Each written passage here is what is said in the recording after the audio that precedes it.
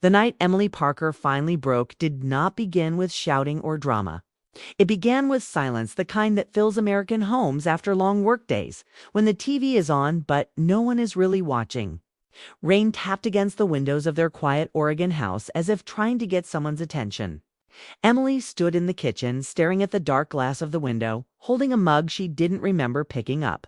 Her reflection looked fine at first glance, but her eyes told a different story. They looked tired in a way sleep could not fix. She had spent years mastering the art of being okay. Okay wife, okay employee, okay friend.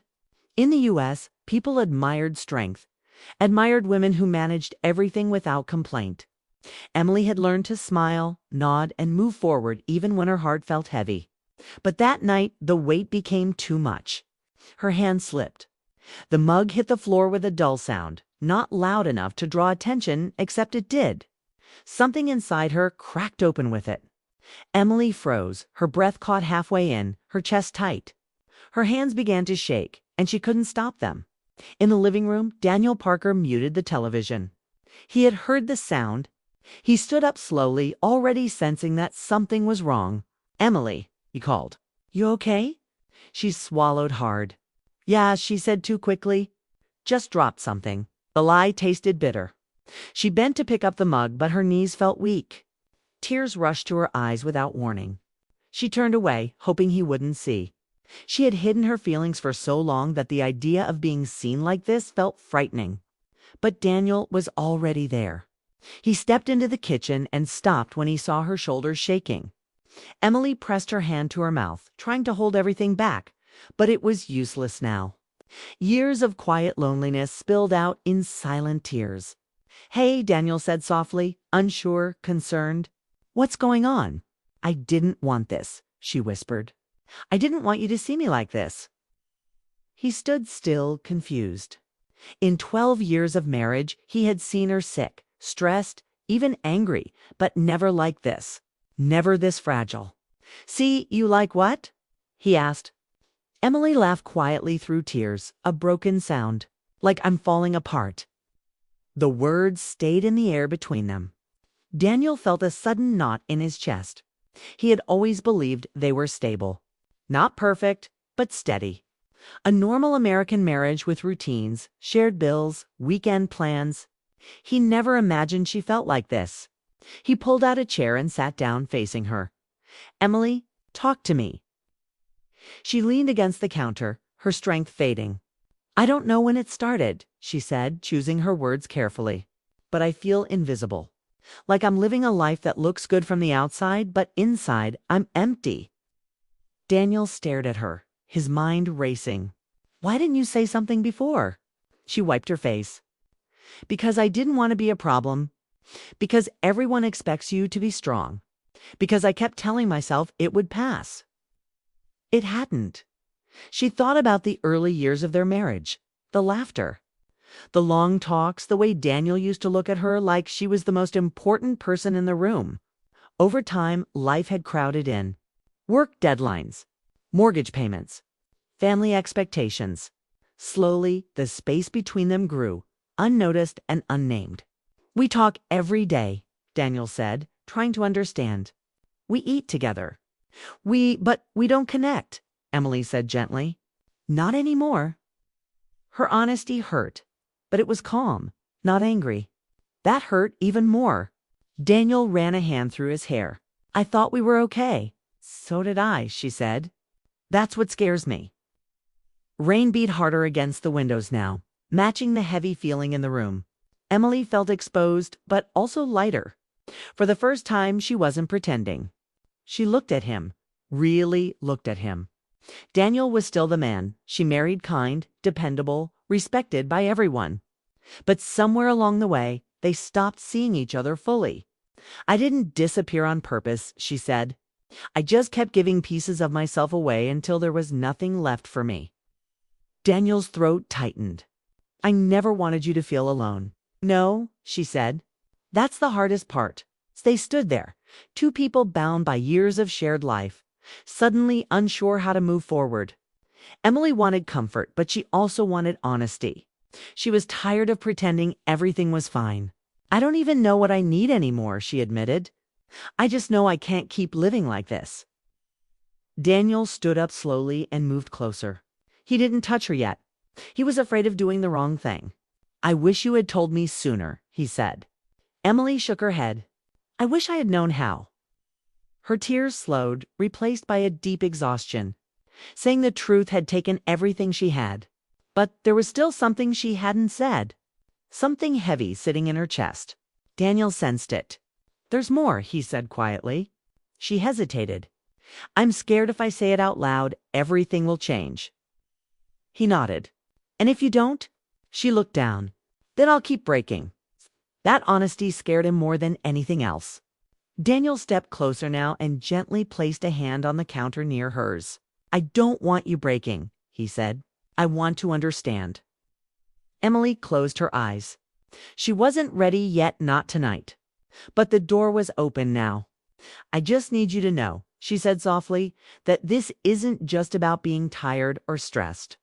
It's about feeling unseen in my own life. Daniel let out a slow breath. He realized then that love wasn't just about staying, it was about noticing when the person you love is slipping away. They cleaned the broken mug together in silence. A small, ordinary act that suddenly felt meaningful. When they finished, Emily leaned against the counter, drained. I'm going to bed, she said. Daniel nodded. I'll be there in a minute. As Emily walked away, she felt scared of what the next days might bring. But she also felt something new: relief. The secret was no longer locked inside her. That night, lying awake beside her husband, listening to the rain and his steady breathing, Emily knew one thing for certain. She couldn't hide anymore. And whatever truth was waiting to come next would change everything. The morning after Emily broke down was quiet, almost too quiet. The kind of silence that fills an American home when everyone is pretending to sleep, but no one really is. Emily lay in bed, staring at the ceiling, tracing cracks in the paint as if they could explain how she felt. Daniel was beside her, his breathing steady, his hand not touching hers yet. As if he wasn't sure how to bridge the distance their honesty had revealed. The night before had opened a door Emily had kept closed for years. She had let Daniel see her fragility, her exhaustion, her loneliness. Now the question hung in the air. What comes next? At breakfast, Emily moved slowly, stirring her coffee as if the motion could ground her. Daniel sat across from her, quiet, watching her. It was a new tension, one that wasn't about anger or resentment, but about recognition. He realized how little he truly knew the inner life of the woman he had married. 12 years together. And suddenly he felt like a stranger, peering into a place he hadn't been allowed before. Emily's eyes met his, and in that moment, they both understood this wasn't just a small crack, it was the beginning of a reckoning. Daniel broke the silence first.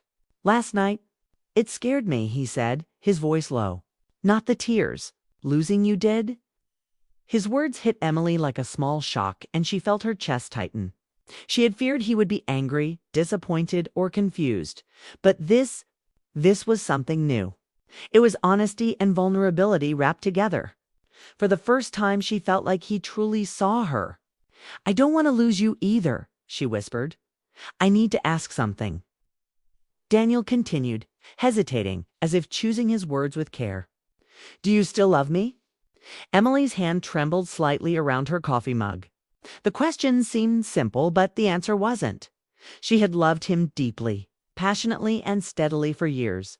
But love alone didn't cover the emptiness she had felt. Yes, she said finally, quietly, I do.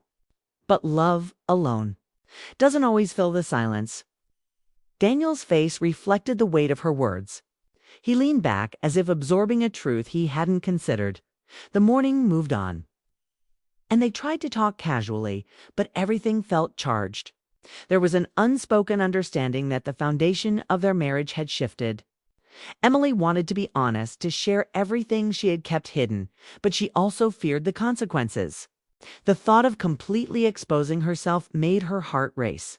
Yet the urge to speak, to unburden herself, was stronger. Finally, she took a deep breath and began. There's something I need to admit, she said, her voice barely above a whisper. I've been longing. For a version of myself I don't recognize anymore. Someone who feels seen, noticed, alive. She paused, watching Daniel's expression. It was a mixture of fear, concern, and curiosity. It's not about anyone else, she continued. Not like that. It's about me. I've lost touch with who I am, and I've been hiding that from you and from myself. Daniel's hands gripped the table lightly. When was the last time I made you feel that way? He asked quietly. Emily's eyes fell to her lap. She didn't have an answer, and the silence said more than words could. The years had passed in routines, compromises, and quiet desperation. They had been together physically, but emotionally, there had been gaps. The gaps had grown until last night, when they could no longer be ignored. For the next several days, Emily and Daniel navigated a new reality. The house felt different, almost unfamiliar, as if the walls themselves had shifted to accommodate their honesty. Conversations became deeper, more intentional. Small gestures, holding hands, making breakfast together. Sitting in the living room without distractions became meaningful. They began noticing each other again in ways they hadn't for years. Daniel would catch her looking out the window and offer a small smile. Emily would watch him laugh at something on the news and feel a warmth she hadn't felt in months. One evening, as the sun dipped behind the trees, casting golden light across the porch, Daniel sat beside Emily, a calm determination in his gaze. "I don't want you to stay with me just because you're afraid of being alone," he said. His words were gentle but firm. "I want you to be here because you choose to, be because it's real." Emily felt a shiver run through her. His honesty mirrored her own. For so long they had lived in the comfort of routine and expectation, avoiding the truth. Now truth was the only thing left that could save them. "I don't know what the future looks like," Emily admitted, her voice soft. "But I know I can't hide anymore. Not from you. Not from myself." Her words felt like stepping into a storm, frightening, yet liberating. Daniel reached for her hand, not to hold her in place, but to meet her where she was, acknowledging the fragile courage she displayed. "Then let's figure it out," he said. "Together." Or, honestly, the simplicity of the statement carried immense weight. It promised partnership, patience, and a willingness to face the unknown as a team as days turned into weeks. Emily began to see subtle changes in herself and in their relationship. She laughed more freely at Daniel's jokes, shared stories she had never told him, and allowed herself to feel emotion without fear of judgment. Daniel, in turn, began expressing his own vulnerabilities, fears, and desires. They were learning to communicate with clarity and kindness, discovering that intimacy wasn't just physical, but emotional and intellectual. The connection they had lost was not instantly restored, but it was being rebuilt on a foundation of honesty and understanding. Emily started to take small steps toward reclaiming her identity. She reconnected with old friends, took up a hobby she had abandoned years ago, and allowed herself moments of solitude without guilt. Daniel supported her in ways he hadn't realized were necessary, offering encouragement and understanding rather than advice or solutions. The dynamic between them shifted from complacency to conscious partnership. They were discovering each other again, not as they were when they first married, but as they were now, real, complicated, imperfect, and resilient. One quiet evening, after a long day, they sat together on the porch, sipping tea and watching the sky turn deep shades of orange and purple. The air was cool, carrying the scent of rain from earlier in the day. Emily leaned against Daniel, feeling the steady rhythm of his heartbeat. "I'm scared," she admitted, her voice barely above a whisper. "Scared that this might not last." Daniel held her hand tighter. "I'm scared too," he said. "But maybe that's okay. Maybe being scared means we care enough to try." His words struck a chord deep within her. Fear and hope existed together now, intertwined but not destructive. They were conscious participants in their own story, willing to face uncertainty rather than hide behind denial.